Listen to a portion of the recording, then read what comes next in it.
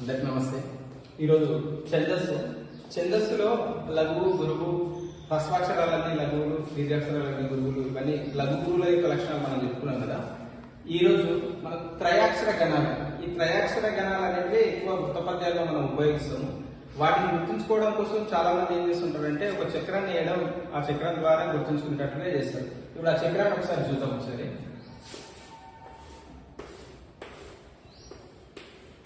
య మ త ర జ బ న స. యమాసారాజ బానస. య అంటే హ్రస్వం కాబట్టి లఘువు, ఇది దీర్ఘం గురువు, దీర్ఘం గురువు, గురువు లఘువు, గురువు లఘువు లఘువు. ఇట్లా యమాకారాజ బానస అనే చక్రాన్ని వేసి ఇక్కడ మనకి ఏ గణం కావలిస్తే ఆ అక్షరం నుంచి తర్వాత 3 అక్షరాలకు గణాలను మనం వేసుకుంటాం. యగనం కావలిస్తే యా నుంచి 3 అక్షరాలు, లఘువు గురువు గురువు. మగనం కావలిస్తే మా నుంచి 3 అక్షరాలు, గురువు గురువు గురువు. ఇట్లా ఇది పాత పద్ధతి.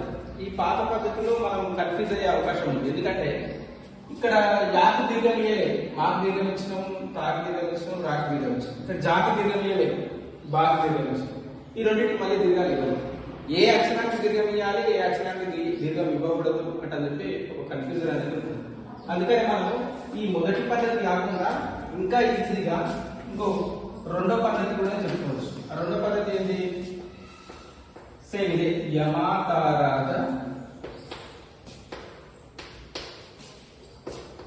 బాణ సలగం. యమాతారాజ బాణ సలగం.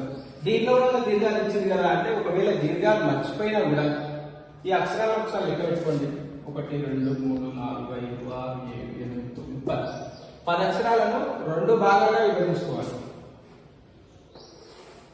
1 2 3 4 5 1 2 3 4 5. దీంట్లో మొదటిది మనకు అంకెలలో మొదటిది 1 కాబట్టి 1 అంటే గుర్తుపెట్టుకోండి. 1 ఇక్కడ లఘువు, ఈ చివరిది లఘువు, మధ్యలో 3 కూడా గురువులు అనేది గుర్తుపెట్టుకోండి. తర్వాత ఇక్కడ 1 వాడేసిన కాబట్టి గురువు వాడతాం. లఘువు అయితే ఇక్కడ గురువు, ఇది గురువు, ఈ చివరిది గురువు, మధ్యలో ఉన్న 3 లఘువులు అంటే గుర్తుపెట్టుకోండి. ఇట్లా ఈ మొదటిది చివరిది లఘువులు, మధ్యలో 3 గురువులు, మొదటి చివరిది గురువులు, మధ్యలో 3 లఘువులు. ఇట్లా ఈజీగా గుడ్డిగా ఒక డల్ ఉన్న స్టూడెంట్స్ కూడా ఈజీగా గుర్తుపెట్టుకోవచ్చు. యగనం కావలిస్తే యా నుంచి 3 అక్షరాలు, ఒకవేళ దీర్ఘం ఉన్నా లేకపోయినా మనం మధ్యలో గురువు పెట్టేసుకుంటాం. మగరం కావలిస్తే మా నుంచి 3 అక్షరాలు. ఇట్లా అన్ని గణాలు మనకు వచ్చేస్తాయి. ఇంకొక ఈజీగా మూడో మెథడ్,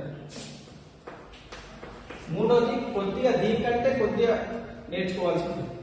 ఎరత భజస నమ. ఎరత భజస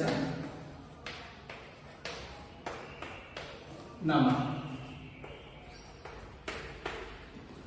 ఎరత అంకెలలో మొదటిది 1 ఐ, మిగతా 2 గురువులు. ఇది మొదట లఘు వచ్చింది, ఇప్పుడు మధ్యలో పెట్టారు గురువు లఘు గురువు. ఇప్పుడు మధ్యలో లేదా ఇప్పుడు చివరిన పెట్టారు గురువు గురువు లఘు. అంటే ఇది ఇట్లా చూసుకోవాలి. ఇది మొదట వచ్చింది లఘు, రెండోది వచ్చింది, ఇది మూడోది వచ్చింది. అట్లనే ఇప్పుడు ఈ 3 అక్షరాలకి భజసకి గురువు లఘువు లఘువు. ఈ మొదటి వచ్చింది కదా, ఇప్పుడు రెండోది పెట్టాడు లఘువు గురువు లఘువు. ఇప్పుడు మూడోది చివరిన పెట్టారు లఘువు లఘువు గురువు. ఇది గురువుకు సంబంధించి. ఎరటలో లఘువుకు సంబంధించి లఘువును హైలైట్ చేసినాము. భజసలో గురువుని. ఇప్పుడు నామాలు చేసాము. నగరానికి 3 లఘువులు, సర్పలఘువులు. మగరానికి 3 గురువులు. వీటిని ఆది లఘువు, మధ్య లఘువు, అంత్య లఘువు అంటారు. ఇది ఆది గురువు, మధ్య గురువు, అంత్య గురువు. ఇది సర్వలఘువు, ఇది సర్వగురువు. ఇట్లా పెట్టుకుంటాం మనం త్రయాక్షర గణాలకు సంబంధించి ఈ 3 మెథడ్. ఇది కొంచెం కష్టం అనిపిస్తే యమాతారాజ బాణ సలగం, లేకపోతే ఎరత భజస నమ. ఈ 3 పద్ధతుల్లో ఏదైనా మనకు ఏది ఈజీ అనిపిస్తే అది చేయొచ్చు.